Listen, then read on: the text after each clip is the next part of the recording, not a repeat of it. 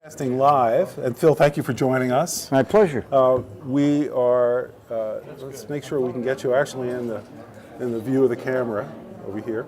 So we're live from Jersey City, and I'm going to go and introduce the players to you right now. We have Dana Nazarian and Dennis Culpepper, and this is Championship Round 3.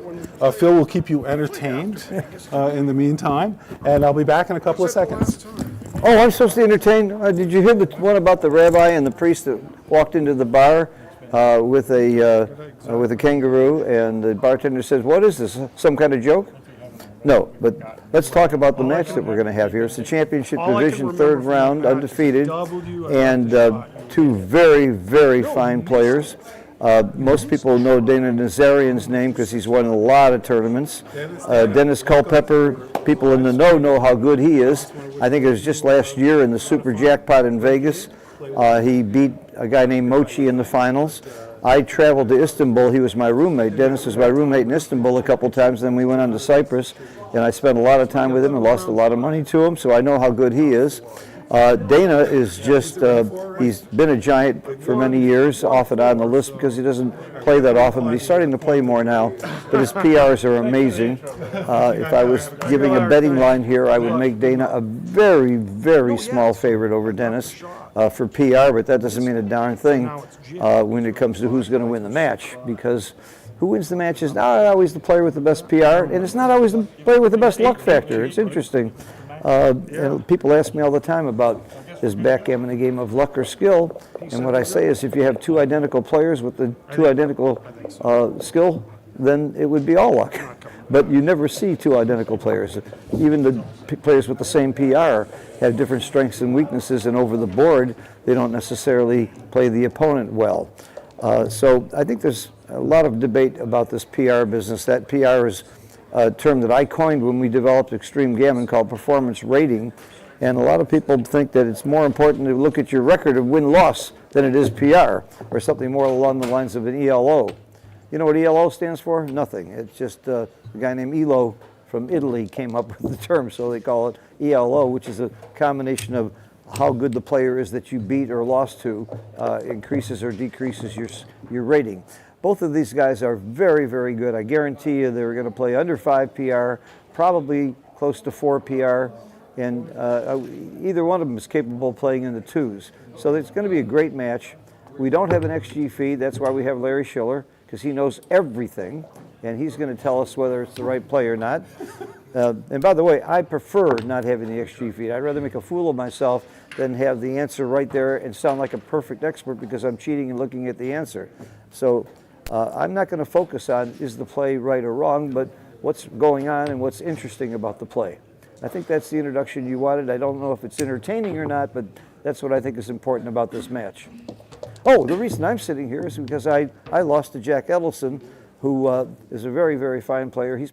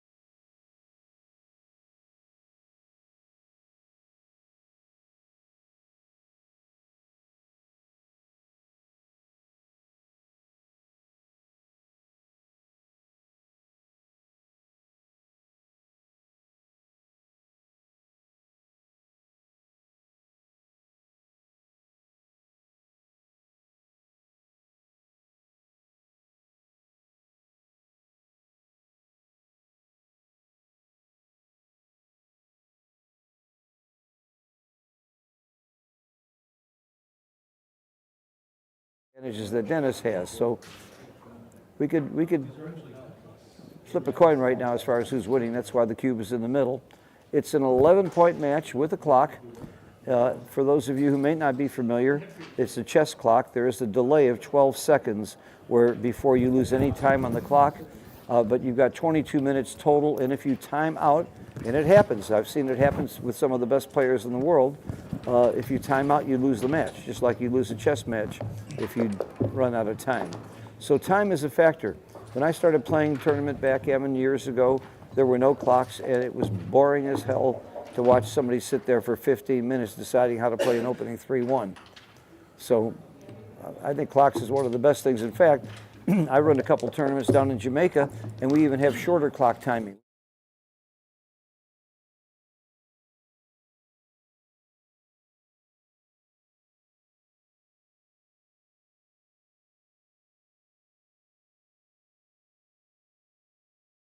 Play even without as much time on the clock. They just know these positions. A lot of it's memory, and a lot of it is reference, what we call reference positions. Okay, so now we see Dana has a beautiful prime. All he needs is to hit a shot, and he's not favored to hit a shot, and he's probably going to get doubled out because he's way down in the race. The odds of leaving a shot are very, very low, and I think we should see the end of the game right now. I would think it's double pass. The way they figure this out is they do what's called a pip count. And they basically look at each checker and say, how many pips or triangles does it have to go to get off the board? Or how many dots on the dice, that's a pip. That's right. So here we've got 40, the two men on the 5-point, and that's 40 and 13. And then is 53. And then 66 is those checkers. So it's you just happen to know that it's 123. And what Phil taught me is that a way to do that is to hold up 2 fingers and 3 fingers if you're playing, and that will tell you, because you're not allowed to write anything down. Actually, I put a finger on the 2-point and a finger on the 3-point, if that's 23. Fantastic. Yeah. Great idea. Yeah, but I usually put it on the wrong point so my opponent thinks it's different. And let's see what white is. White's got 22 and 30 is 52. 82, 84 is 90. So we said it's 123 and 90. It's a clear drop if it was a pure race, but because that's 33. That's what did I say? 90 and it's about 23 pips. The point is, pips. the only way that Red's going to win is if he gets a shot and hits it. He can roll 2 double sixes and probably lose. And the odds of getting a shot and hitting it, I don't think, are good enough here to take this cube. Yeah, and let's look at that. So say the probability of getting a shot is even 50%, although I don't think it's that high. He's only going to hit it 30% of the time, typically. So that's only 15% winning chances, and you really need 25 to all things equal. Well, in a race, you could actually, in a long race, you can take with about 21 and a half. 21 and a half. But if you also have some shot vig, you could probably take you take a little bit more, because in addition to the racing equity, you might have a chance to hit a shot. But the odds of getting a shot and hitting it there were just not high enough. Yeah. Now, it took him longer than it took me to make the decision. The reason why is he's playing for money and I'm not. There you go. It mattered to him. So and there's an opening 5-2. White has, just for players looking to improve their game, White has 8 checkers in the home board, which makes it pretty safe for Red to split his checkers. Even though I say that now, but then he actually got hit with double ones. The other thing is I have a tell. When your opponent has 2 checkers on the 8-point, you almost always split. Yeah. Because you want to freeze those checkers and make it harder for him to use those checkers. Yeah, that's excellent advice. All right, so we've got an interesting game here. White has a much better board. Yeah, I would double. And has some threat. I would double unless something. See, I would have doubled there. Would you have taken? Yeah. Yeah, definitely. It's an easy take. Again, because of how many checkers in the home board, with only 8 checkers, it's not that dangerous. But Red has a good game. All I can tell you is if Dennis didn't double, now he doubles. Wow. Yeah. I thought it was better before. I thought it was stronger before. Yeah. I did too. Shows you what I know. No, he got a 3rd checker back. You thought he was too good. No, he had a 3rd checker back. That's why. Yeah. But I would have doubled before. So here's the 6-4. It's interesting. It's hard to know how to play that. He played it pretty quick. Could have made the 2-point, but he's keeping the checkers in front. Oh, that's a nice roll. That's a great roll. Leaving a shot. Great roll. 6 and 3-4 and 2-4.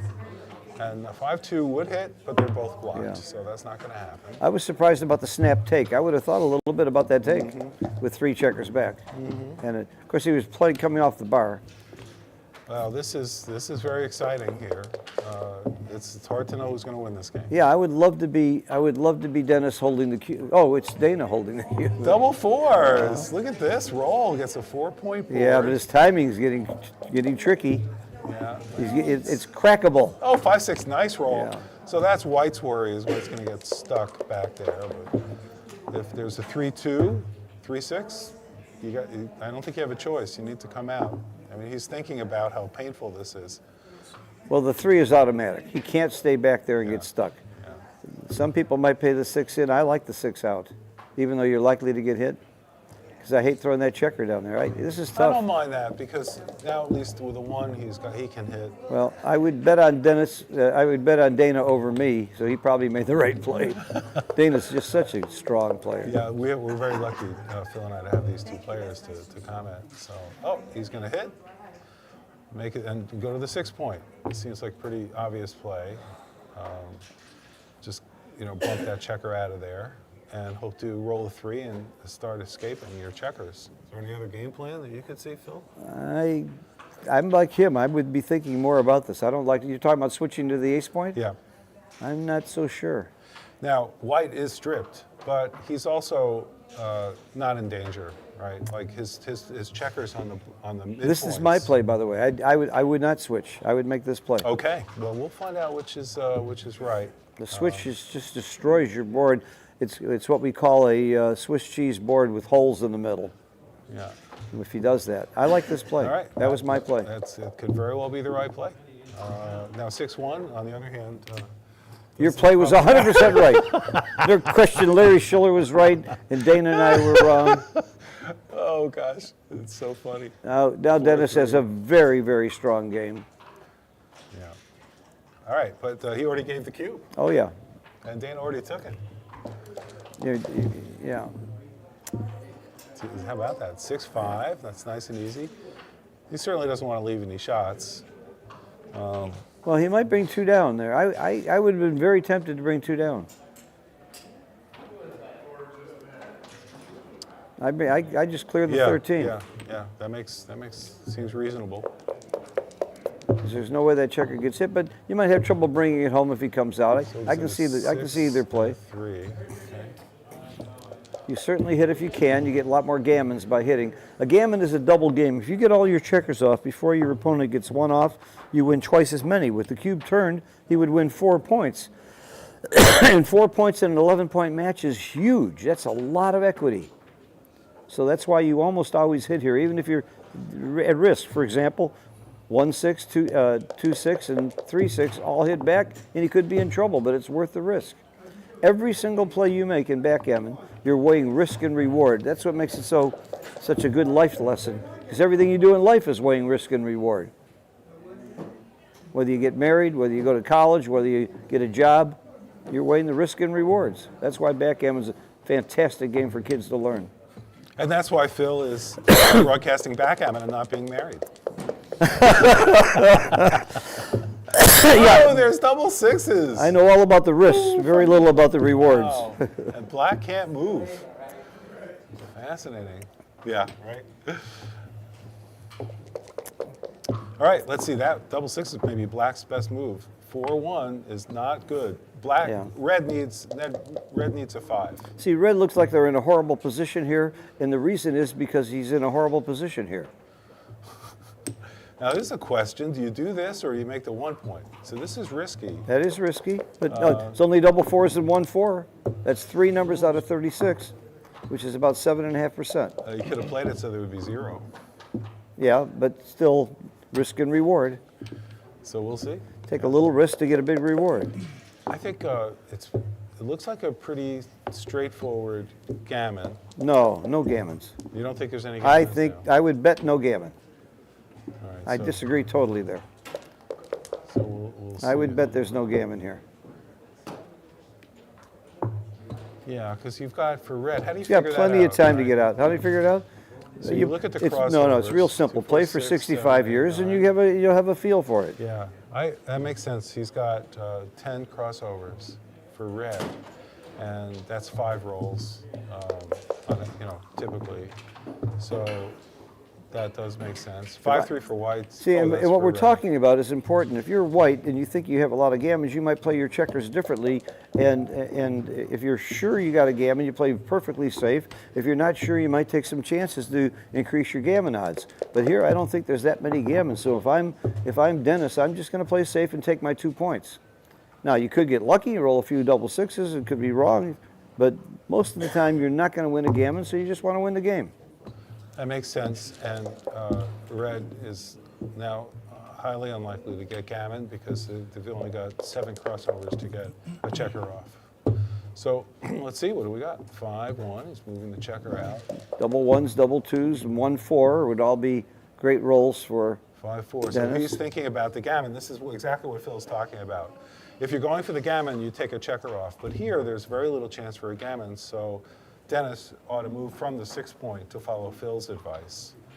And he's thinking it over, like, what's his gammon chance? And he thinks he's going to get a gammon, but now... No, he's also saying the only thing that leaves a shot is a 6-2, and then he's got to hit it. Those odds are very small.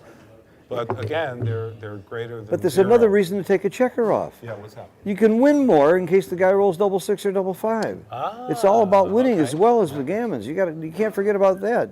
Right. Your opponent rolls a joker, you could lose if you don't take that checker off. All right, that's a great point. So there is still the race. It's not a given. We're Right. talking about, is he going to gammon? Maybe, yeah, this is a great point. And it turns out that... He took it off for the win, not for the gammon. Yes, that's exactly right. 2-1. And there is, there's not any... So the odds of rolling a 6-2 and then getting hit is about 4%. 2%. 2%? Yeah. 11 out of 36, and then 30% of that, 3 times. You're right. God. First time for everything. You're about right. Yeah, you're about First right. time. You're a lot smarter than you look. Wow. All right, gammon is possible. Look at that. Dennis was playing for the gammon. Come on. Don't be that negative. Jeez. Not anymore. In fact, they stopped the game because there's almost no way, there was no way to win. There was no way for Dana. And there was no way to lose the gammon. So now you should change the scoreboard to 3-0. Thank you. By the way, the rules of this tournament are, if the dice are on the checkers, it doesn't count. Lynn doesn't like the USBGF rule, and neither does the international community if you go outside the United States. So if you see a dice land on the checker, they're going to re-roll. They re-roll. And they're also playing what they call responsible moves, which means that you don't have to correct an illegal move of your opponent unless the 2 players agree to play legal moves. That's a nuance. So you have legal moves, responsible moves. And then you have Phil's moves. And Phil's, okay. Yeah, my moves. Yeah. All right, double 3s off the bat. Wow, this is for Dennis? Yeah, this is really white. tricky. You could hit in the outfield, or you can make the bar point. Yeah. Or you can make or you can make the bar. You could hit off the bar point and make the 5 point, which is too many blots. That would be wrong. But he's already decided to not hit at all. That's so And by the way, this is the right play that I would say 10% of the players in the world would make that play. I wouldn't have made that play. I would have hit. It was the right play. Yeah. Wow. Well, the other reason I would have made the bar. I would have made the wrong play by hitting because I'm down in the match. I get a little panicky. Even though I'm losing 3-0, I would play more gammon go. More aggressive. I would have hit in the outfield, and it's probably wrong. Oh, that's an interesting point. But it might have been right at the score. When you're down, even 3-0, Joe Sylvester taught me this years ago, you start playing gammon go when you're down. All right, how do you like this 6-2? You want to slot the 5 point? Since you can't make your 4 point. Red has a 6-2, and he can duplicate 1. So this is a lesson in duplication. You might think, oh no, leave 2 blots. I'm bringing 2 down. But if he, okay, Phil wants to bring 2 down. Now the reason for this, the 13-5, in my view, is that white has 2 blots in its home board. And it dupes And ones so everywhere. you're You might be right. duplicating ones, and not only that, but you want to make the 5 point. I'm not sure. The 7 point's pretty valuable too. Oh my God, he made the perfectly safe, quiet play that neither you or I would have made. No, neither you or I would. And that's why you and I are sitting here, and they're playing. Easy for us. Phil and I never- are under no pressure. never Like would've Phil made- says, they're playing for money, for tournament prizes, which Yeah. is worth a lot of money. We're not. So there you have There's it. no way in hell I would have made that play. Plus, I don't think the midpoint, see, the midpoint is not that important once you have your opponent's 18 point. So I would have given up the midpoint quickly. Because you're going to give it up soon anyway. That was a good time to do it. In fact, I would bet that play. I don't think he made the right play.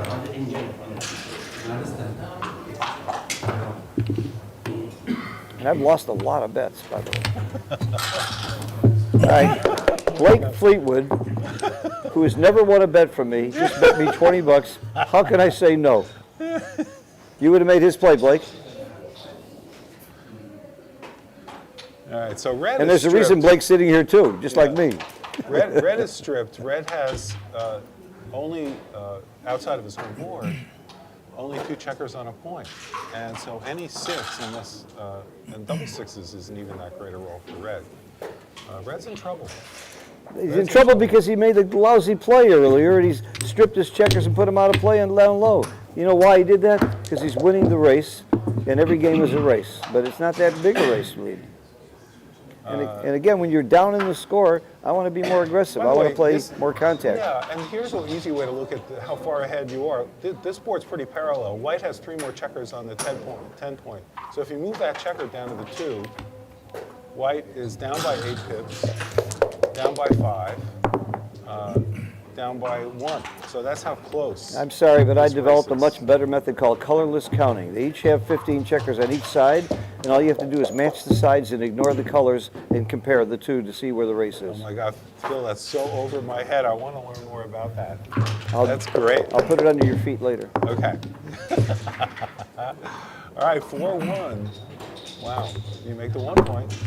And You that's can't what afford to things leave a do. shot when your opponent has a strong board like that, a 4-point board. They both have But they're strong both boards. They're stripped. both stripped. And they're both stripped. This This is really. This is what I call spy versus Look spy. at this. This is so. It's just anybody's game. Spy versus spy. Double twos. So the of first Blake's one to roll that- doubles. That's a good roll.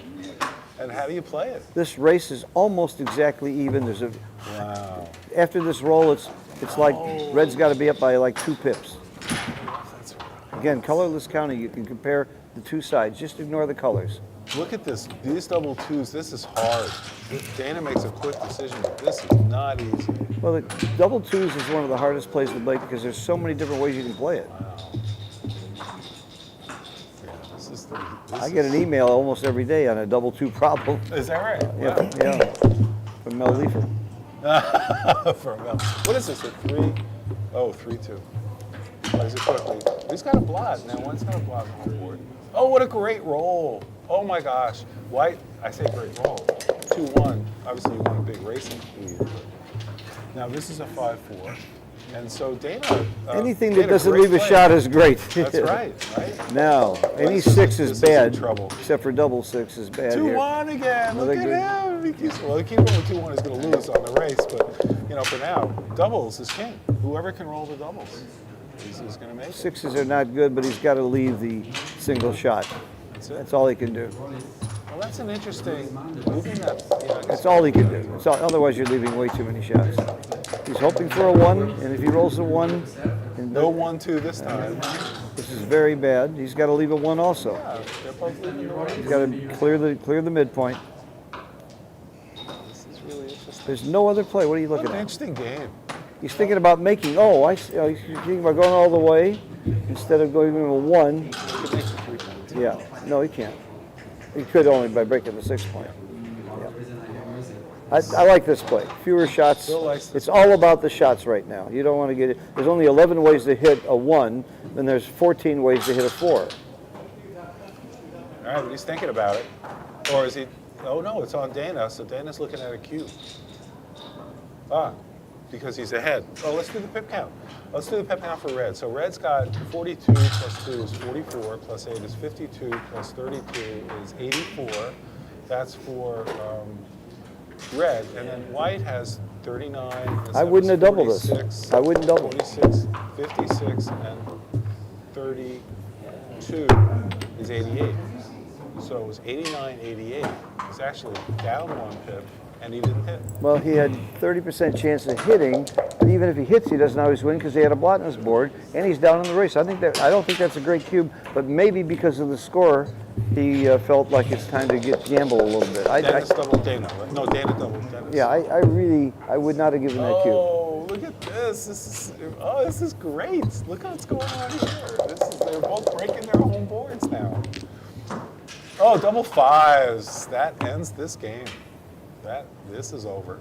It's not over. Unless Dana can come back with a big roll. All he needs is about a 9 or 10 to be able to take, or be in the game. In fact, I don't think it's a double if he rolls a 9 or 10.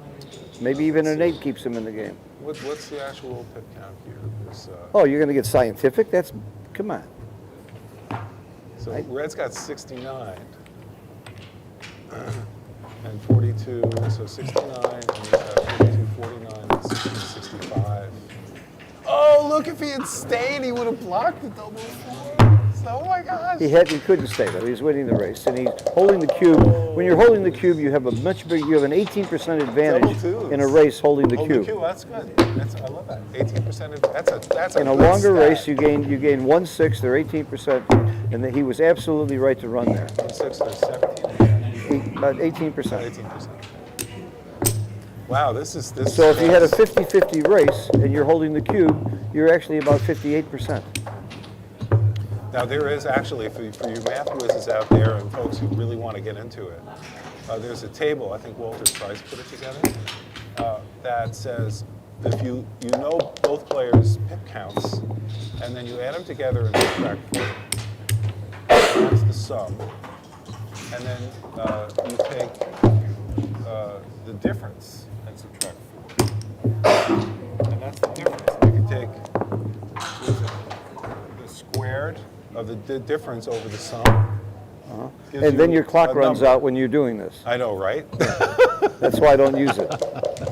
And then there's a table with like 10 entries that you have to memorize, Yeah. and it'll give you the exact percentage, pretty close to within like 1/10% as to what your winning probability is. And I don't do that either. John O'Hagan does, though. He has it memorized, and he can do the math on the fly. All right, let's see, where are we at here? 6 versus 7 checkers. Red is a clear favorite to win. Even after that. Obviously, it was a great double. I really disagreed with the double, though. Even at that score, I didn't think it was a cube. Wow. But he rolled those double fours. That saved him. Yeah. Without the double fours, he was toast. I liked staying with the double fours, but go figure. Fives. No, If he stayed with the double no, fours, the no, double he fours would've- can't. Again, you can't. He was favored because he held the cube, and he has to get a shot and hit it as opposed to winning the race. That's what you're comparing. Okay, a miss now, and you're going to see a recube, maybe. Now, this is really tough. This is tough. What do you do in this situation? This looks like a two-roll to me, except if he rolls a 2-1, 3-1. You know what? I don't recube because you're winning. If the score was reversed, I'd redouble here. But at this score, I wouldn't redouble if I... And the pip counts, what were they Dennis. use, backgammon players use a concept called EPC, which stands for effective pip count. Yeah, I would not have redoubled there either. Yeah. No, he's not a favorite. He's only a 1736. Yeah, he was right not to read. Because right now he'd be seeing the cube at 8, and the match would be over. That's right, he had to drive. That's why it wasn't a recube. But if you were trailing, I think it would have been a double. Oh, exactly. Take him off. Why the hell didn't he recube? What an idiot! You didn't recube. Oh, because he rolled Right. even though he's only less than 50. It's always right if you're gonna roll well. It's always right to double. Come on, that's what that's Phil 101. You told me I'm supposed to be entertaining. We prefer again, entertaining and right. I can't wait to see. We have Extreme Gammon, which is the software that everybody uses because it's the best. Afterwards, we'll put this match into Extreme Gammon. We'll find out if Blake's an idiot for betting me $20 on that play. I got Extreme Gammon right over here. All right. Well, I want to concentrate on the match, and then we'll also see if that cube was correct by Dana because I really didn't like it. Even down, I thought it was too aggressive.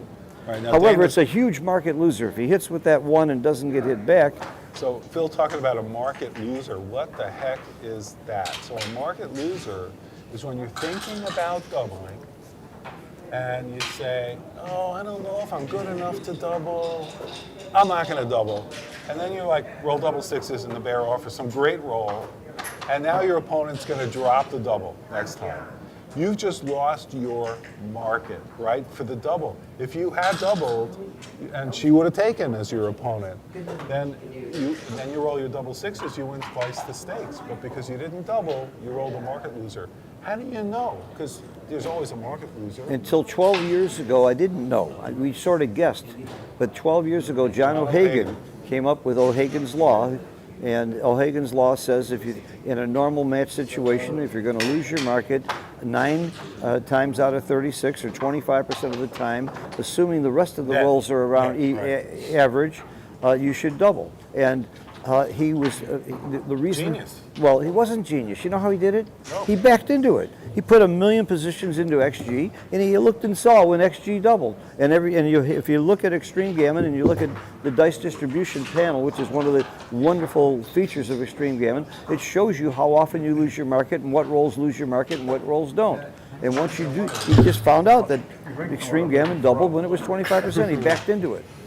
Now Walter Trice and Bill Roberti and McGrill came up with beautiful, and Kit Wolf.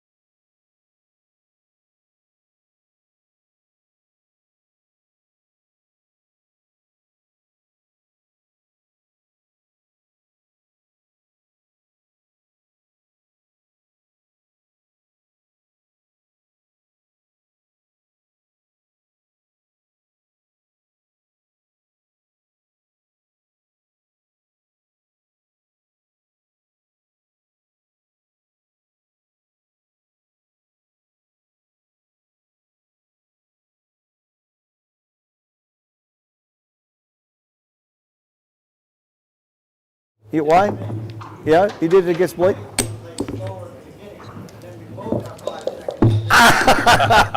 So Blake was saying the reason he did it is he got his opponent to play slower That's the too. only way Mochi could beat Blake. Yeah, So, I think there's another thing.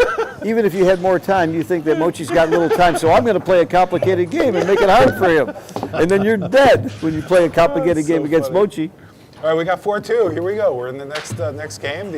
All right, at 5-0, it's an absolutely clear gammon go, gammon save play situation, which means if your name is Dana, you should be playing very aggressive to try and go for gammons. And if your name is Dennis, all you want to do is eke out 1 point at a time, not get gammon, play more safely, make anchors, don't leave too many shots. Don't worry about going for the gammon too much. You're happy to win 1 or 2 points at a time, but Dana really needs to gamble when you're All right, down. let's take a look. So here's a case for Dana this is Dennis's play, and he's ahead 5-0. Yeah, I would play safe. I would make the bar point. So according to Phil, it's good for the goose, opposite for the gander, and so for backgammon.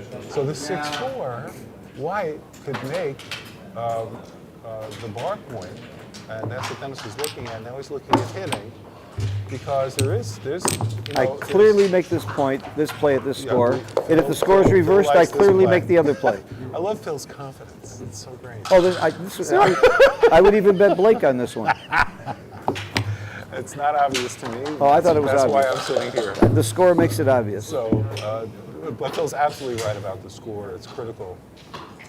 And here's a 4, and you may want to bring both checkers down because he's leaving 6s. There are no good. Yeah, there you go. Now there's no good 6s for red, especially double 6s, please. Especially. Yeah, you don't want to give him a good 6 when the 6 point is covered. But that's a good roll. But he gave him a good. But he would have been hit the other way too with the 3-1. The 1 would have hit off the 8 point. Yeah, even some shots, but yeah.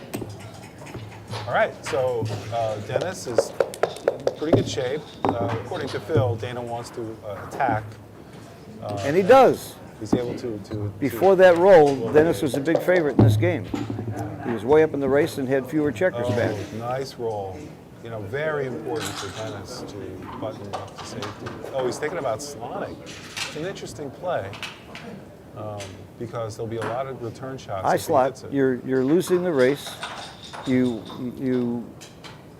Yeah, I don't slot. want to I play use your 6 to checkers 5, effectively, and but the score says no slot. he's got three.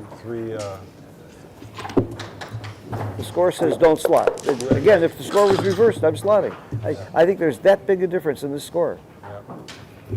That's why I love match play so much more than just straight money or individual game play, because the score changes all of your checker plays and your cube action. It's much more complicated, a much harder game to play, and a lot more fun, I think, because of it. So if you haven't gone to a tournament or haven't played match play, go to your local club, go to a tournament. The first time, I played backgammon for 25 years before I went to my first tournament, and I kicked myself in the head. I said, look what I've been missing. This is unbelievable how much more interesting this game is, aside from being able to be with some of the smartest people I've ever known in my life. I've never known a really top backgammon player that wasn't brilliant, and they're all here. I'm not going to argue with Phil about that, but I'm not smart enough to argue with Phil about that. Here's double 2s. You know some idiots that are great backgammon players? Well, everybody's an idiot somewhere. That's right. Coleman wrote a book called Emotional Intelligence 15 years ago. It said there's 7 different types of intelligence, and all the backgammon players have the math skills, and that's about it, maybe. No social skills. The social skills, I wouldn't bet on that at all, of course. We're all pretty poor social skills. All right, so this is a game where Red wants to get running and wants to get in the way. We'll take a look here, 4-2. That's, yeah.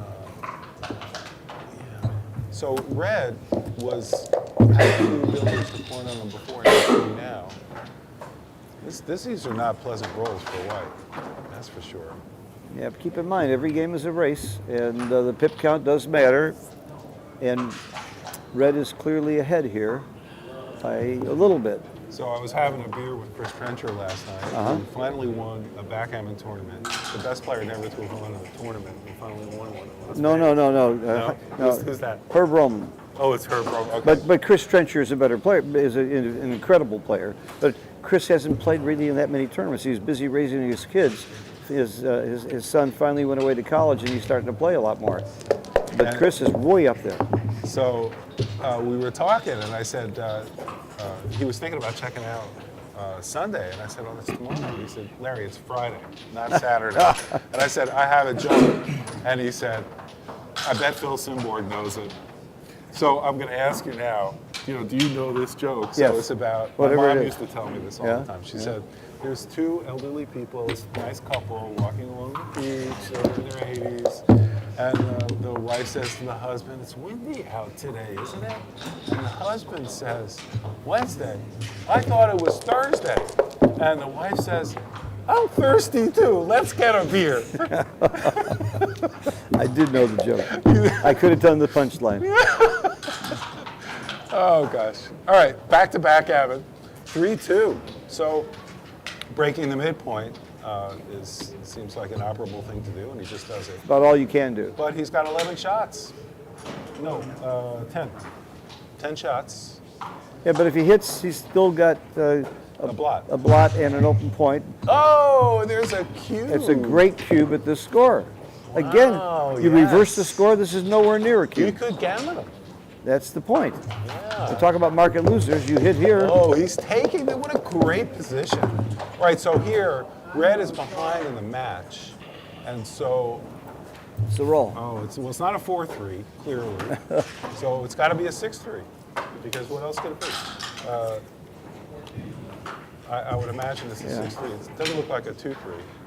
Yeah, I like electronic dice that show up and then he know, says right? it out loud. And Ed O'Loughlin and I use that. That's a great idea. BG Buddy has a great It's more fun roller. to throw the dice. Yeah, I know. That's why people don't use my baffle boxes a lot of times It's a either. Montessori thing. Yeah, that's we right. want the multi-sensory experience. So obviously he doesn't hit here or you'd see the hit. And he wants to stay back. Like, he likes having that guy back. He's there. sorry he gave the cube now, but I love this cube. You talk about, not only do you lose your market if you hit it here, if you hit and he doesn't cover, the number of gammons what's that you your win play? goes way up. So do you I don't know the 13? roll. Oh, 6-3, assuming it's a 6-3. So do you play 13-4? I clear the 8 point. This is great. I like this play. Oh, this is beautiful. I love this play. Yeah, I love this. But I think I would have just cleared the 8 point. Oh, this is great. Well, it's not great if he rolls a 1. Yeah, it is great if he rolls a 1. He's got, He gets he's got back? 12 Well, shots back. Depends on one what. 13 shots. I'm clearing the 8 point. Oh, this play. Oh, ouch. Ouch, wow. Who knows what's right here? that's Because so many possibilities about Yeah. about Okay, where this could this go. is a great play. Yeah, I like Very this. interesting. If he doesn't roll a 1, you're really happy with this play. 5-3. You can play safe. Yep. Pretty safe. Leave sevens. I would do this for flexibility. He leaves a little bit, I think it's about the same number of shots as bringing the other checker into the 5 point. I see. But I like the flexibility of doing this. Oh, and Phil, you made the right. Listen, 6-2, he would have hit. Yeah. Had came in a roll late. So he's duplicating his ones. Well, no, he's going to move. He's going to move one of those 2 checkers, and I think he's going to come off the 8 point. He does. That would be my play. Yep. Makes sense. What's going on? Oh, he hits. Or not. And we could play. Or if he hits and plays the 2 forward, he gets hit back with 1, 6, and 3, 4. That's only 4 numbers. I think that's what you do. Yeah, you got to do You hit that. and continue. Yeah, Oh, he's not hitting? He's not going to hit. Where is he in the race? Well, he hasn't made his final decision. He's losing the race. It's all about the race. And when you're losing the race and your opponent, he has the cube. That I still would hit and continue. I Yeah, think, because you have chances there. but not just for the race, but it makes it easier to bring it home. He might dance. He might. The other problem is if he comes in on the ace point, that helps him there too. This is hard. Yeah, that's a hard play. This is hard. But I would hit. I would hit and continue. I want to ask the audience, do any of you have access on your phone to YouTube or Twitch on USBGF? Can you go to Twitch or YouTube for Voice of Backgammon and just check the sound levels and make sure the video and sound look good? Yeah, make sure they can hear me. We don't care about Larry. So are we still thinking this over? I would be thinking it over too, but I would hit. Yeah. Hitting looks. I'll tell you the bet I would make is that Dennis makes the right play. Whatever it is, I would vote on Dennis. He's very sharp. Very sharp. Oh, 2-1. And by the way, if you've ever heard Dennis do commentary, his analysis is incredibly good. I wanted him to be one of our teachers. We've got 25 teachers at the Backgammon Learning Center. He just wasn't interested right now, but he's still busy with some other things and some family issues. All right, so who is ahead in the race here? So can you tell at a glance who's ahead? Who's Or ahead? do we have to do a pip count? Red's ahead. Well, let's do a pip count and find out. Okay. So there's 39 and 3 is 42, and 40 is 82, and it's 90. So red has 90, and white has 36 and 8 is 44, and 33 is 77, 81, 91. I told you Red's ahead. Red's ahead by 1 pip, but he's behind. It was obvious by 1 2 pip. pips after the roll. Who said that fast? I had no idea. All right, so red is now ahead by 2 pips. Is that right? I might have it backwards. What? Oh, 4-5. Yeah, so 5-4. You could have made the. All he cares about is the flexibility of not leaving a shot. He's trying very hard not to leave a shot. Nice roll for Dana. Great roll. Look at that home It's a board. great roll. And he rolled a 6-3. He's got 6s and 7s. Well, there's 17 sixes plus the 7s is 4-3. There's 21 shots. Yeah. And that's not one of them. But what he could do cleverly is go from the bar. He could play from the midpoint because And leave a double shot because of the 2 blots inside. you know, it's going to be There's hard to. there's a lot of hidden covers. There's other rolls that go by. Yeah, that's my play. Well, one 13. thing I learned this morning at KG's wonderful lecture was that the obvious play that almost everybody makes can wrong. often be a monster blunder. And there's no obvious play here. No, I agree with that. So, you know, this is Lynn Ehrlich's tournament, the 2024 Metropolitan Open. And she has some great events here.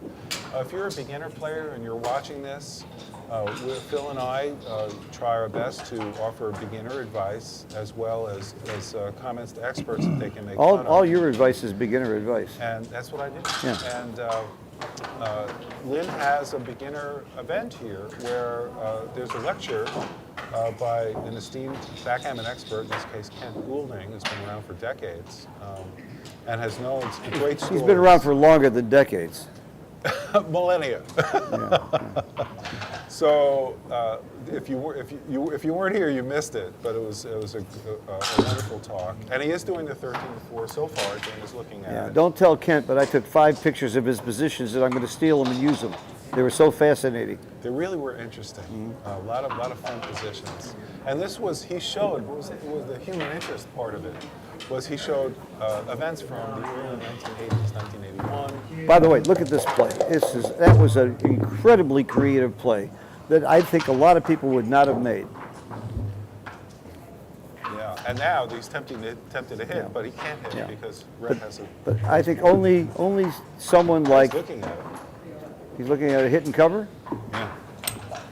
At this score, I don't think you hit and cover. But he's looking. You know what's great is that he's actually looking at it to see. There's nothing wrong with looking at it, but again, you're leading 5-0. I don't think you want to play this volatile No, this game. is a gammon risk because if red does hit, he's going to pick up possibly. If the checkers. score was reversed, if the score were reversed, pardon me, I would have hit there. Hit and No cover. question.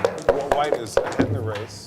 I can say with confidence. Yeah, and he's ahead in the match. This is the reason you don't want to take a chance on gammons. Yeah. Phil, do you want to say something about the score? The score? Yeah, it's good. It's good to have 5 instead of 0. It's terrible to have 0 instead of 5. I mean, I've got a table that says 5 good, 0 bad. That's 5. Now, white, Dennis, you know, he's stacked up on the 2-point, but that's not so terrible because, It is terrible. well, the reason, According to Walter Troyce, every single checker more than one is in 1 pip penalty for every checker on the 2-point. It's really not a great. It's a horrible bear-off position, Larry. no, it's not great. My point, Phil, if you'll forgive me, Okay. is that it's not going to persist because if he rolls ones, then next time he's not going to worry about rolling the one. Okay, Larry. Then you stack the 2-point, and I'll stack the 5-point. We'll see who or 4-point. We'll see who Same wins. number of checkers? Yeah. Great, Yeah. sold. Okay. Are you kidding? I'm not kidding. No, come on. I'll take that bet anyway. With all the wastage. 4-3. Well, interesting. Phil and I have these philosophical differences that can be. The great thing about backgammon is that you can turn them from philosophy into cold hard cash. So The great thing about backgammon is when you've got two guys that don't know what they're talking about, it makes a very, Talking with very, great very, very confidence. good arguments. all right, what do we have here? So we're looking at a cube situation now.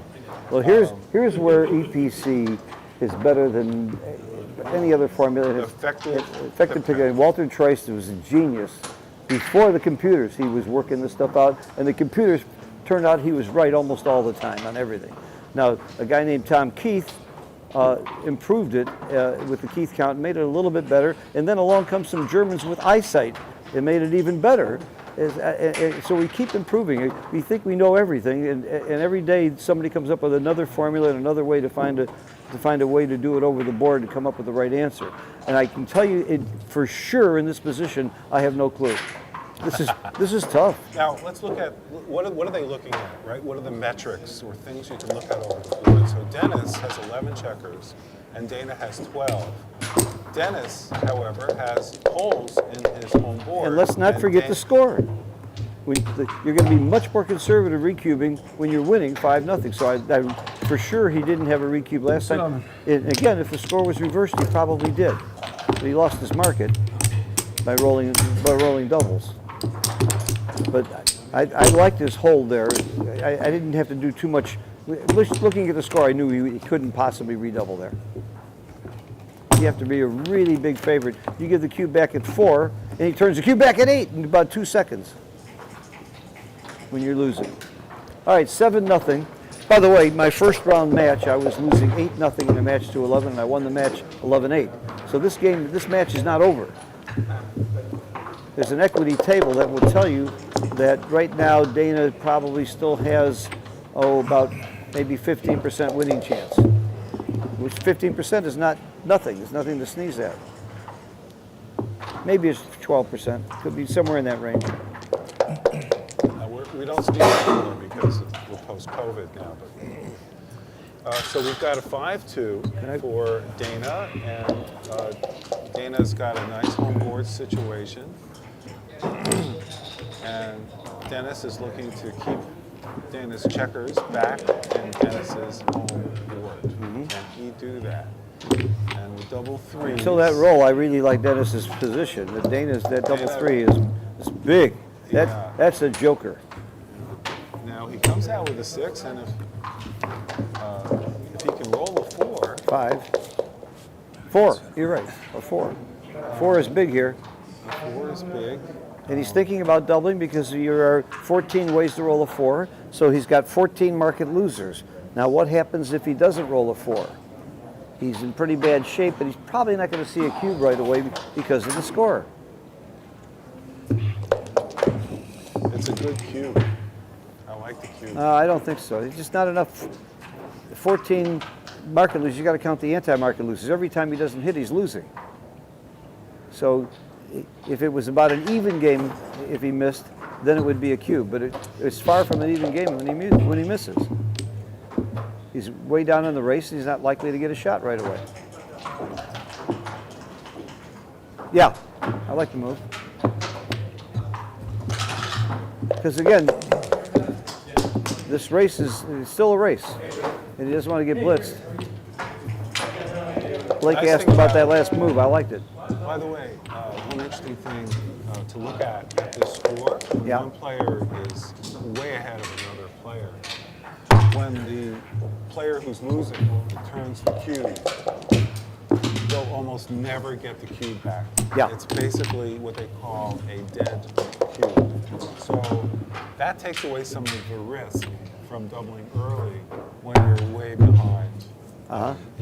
But the biggest problem, the biggest mistake that people who are behind make is they double too soon. And the biggest mistake that people who are ahead make is they drop too fast. So that's a real combination. That tells you should maybe double a little sooner. But you're not playing the average player here. These are two very fine players, and you're supposed to assume, as if you were playing XP, that they're going to make the right decision. And if you know they're going to make the right decision, you should not double too soon or drop too fast. You should do the right thing. And they know what the right thing is most of the time. These guys, I guarantee you, when you put their PRs in, they're not going to be more than 3 to 5% off from what the computer would do. Now we've got a holding game. White's holding red. Yeah. And there's some risk here. Eventually, unless white rolls doubles, white 4, 5, 6. White will leave a 9 shot. Which is only 4 shots because the double threes doesn't play. So white's clearly winning here, but the race is too close to double, even if it was a money game or an even score. You never double from the midpoint if your opponent's holding the 4, 5, or 6, unless you're up 15% in the race. It's just almost a guaranteed formula. And 15%. And when do you drop? And when do you drop? When you No, you drop. No, you could be down 50 pips in the race and still take if he only has 1 landing spot. In other words, if you take away the 7-point here, you can be down 40 pips and still have a take. You'll still be over 23%. So you almost always have a take unless he has the 2 landing spots. So here you would pass if it was a money game and if he was up 15% of the race, this would be a pass because he has both the 7 and 8 points. So that's a critical thing. Now, what do you do here? Do you 6? Here, the question is, you can break the 8-point with the 3-1 or play 6 to 2. That's what he's thinking about. There's only 2 rolls. I mean, reasonable. Well, you always break the 6-point here. Break the 6. Oh, it's white's roll. Yeah. I'm sorry. So he's looking at that. Gives him a lot of time.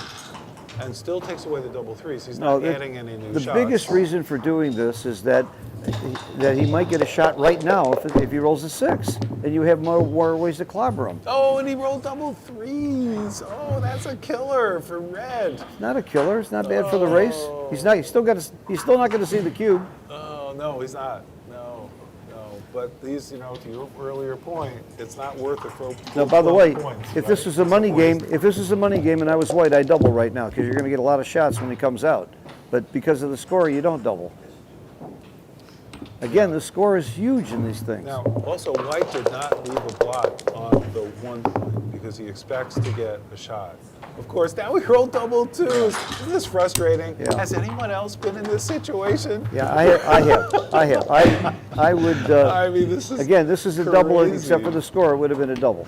Oh, nice roll for white. Beautiful home board. Red's going to come out and get. Yeah, he's got to come out. And it's forced move, actually. Okay. There's no other way to play it. Now this is 1s, 3s, and 2s hit, I'm doubling, even at the score. Although, I don't know.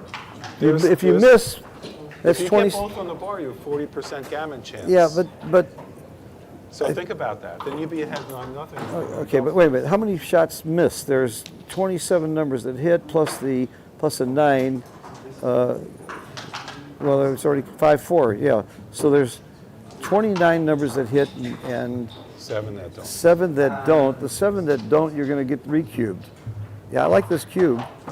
I think at this score I'm taking 7 times immediately. I'm going to have a recube to 4. Why immediately a recube to 4? Aren't you way up in the race? Aren't you? Is at this score, if you get missed here, don't you think you're redoubling? I am. At this score? Well, the reason I'm hesitating is because if I lose the game, I lose the match. I don't care. I win 4 points. If I lose 2 points and I'm losing 9-0, what are my odds? I'm Bill is available to I'm play taking the for cube. money. I'm taking the cube You too, can- just like he did.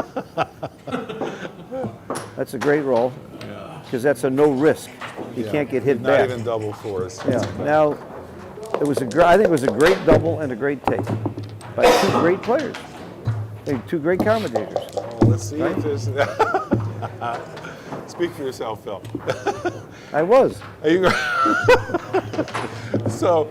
Oh, this is now he's got two men got on a the shot. bar. He Got a has to shot. roll a 4. Can he do it? No, the wrong doubles. So. It's All right, likely, Larry gave you a very, very important number. With the bar closed, there's about 40% gammons here, which means 40% of the time this match is going to be over. Yeah. And he can bear off pretty aggressively with a crash board on the other side. Yeah, so his bearing, Phil mentioned earlier, the score affects your checker play, so does the opponent's home board. And here, Dennis is thinking, I'm peeling. I want a gammon. So how do I increase the probability of a gammon? When Phil says he's peeling, Phil then take a checker off the 5. I would have done it with that board. I would have done I it. agree with Phil. First time for everything, but I agree with Phil. Yeah, I don't like Dennis's play there. And now he would have left a shot. Of course, if he had done Phil's and Larry's play, and he would have hit it. So there you go. Yeah, so I was right? And then watch, he's going to roll 1, 2, or 3. He would have stayed out. Okay, here's why Dennis might have been right not to peel. Because just winning 2 points, the gammon value isn't really that high because you're a huge favorite in the match if you just win the game. So maybe you shouldn't be that aggressive to win the gammon. I could be wrong. The gammon value might only be about 0.6 here. At a normal score, the gammon would be huge there, but at this score, the gammon isn't that big, even though it wins the match. Because picture yourself winning 9-0. How often are you going to lose the match? That never happens. I'm the 50% favorite. All right, let's see what we have here. Yeah, this is looking dangerous. I still would appeal, though. Yeah, I still would have, too. And I bet you it could easily have made the difference of the gammon. If he doesn't roll a 2 here, peeling, he's going to be sorry he didn't peel. Double 5s. Oh, my gosh. Unless he rolls doubles, this is the match. He's double 5s. Match, Dennis. And that's it. The match is Very over. good, very well Can you played. believe it? Very well played. What a nice match. With 11-0. Dennis does, just executes. And at the beginning, I said Dennis was going to win this match. No, I said What a the good opposite. match. Phil, thank you so much. It was a pleasure. A lot of fun. A lot of fun, Larry. Maybe you're supposed to. Yep, love working with you. And thanks for doing the streaming. It's so important for the game to grow the game. Well, I mean, that's what I was figuring. I can't tell you how many emails and calls and I run into people that come to tournaments simply because they've seen the streaming and see how exciting Well, it is. that's what I was figuring out. Congratulations to What Dennis can he Culpepper. actually He's by the way, I don't know a blocks nicer person. In or out of Backgammon, he's the sweetest guy I know. Phil, would you Happy like to say one. to go over and say hi? I'm about to, sure. And then I'll try to. The 6-2, I could hit. No, it wasn't the 6-2. No, 1-2? Yeah, the 1-2. I don't think you're supposed to hit I don't that. think so either. I mean, I have a fair amount of race, only the cube. It may not even be a favorite, but the lead. I mean, maybe I'm supposed to drop this last one. I don't know. Yeah, I wasn't sure either. I wasn't sure what I would do.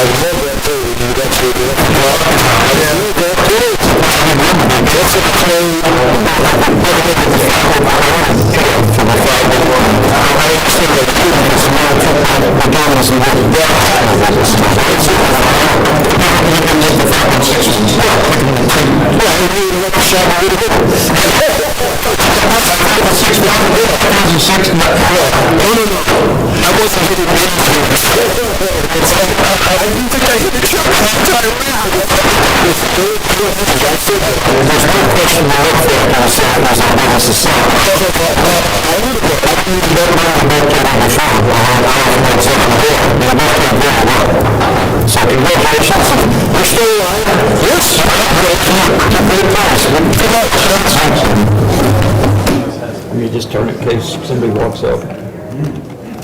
Do you remember that?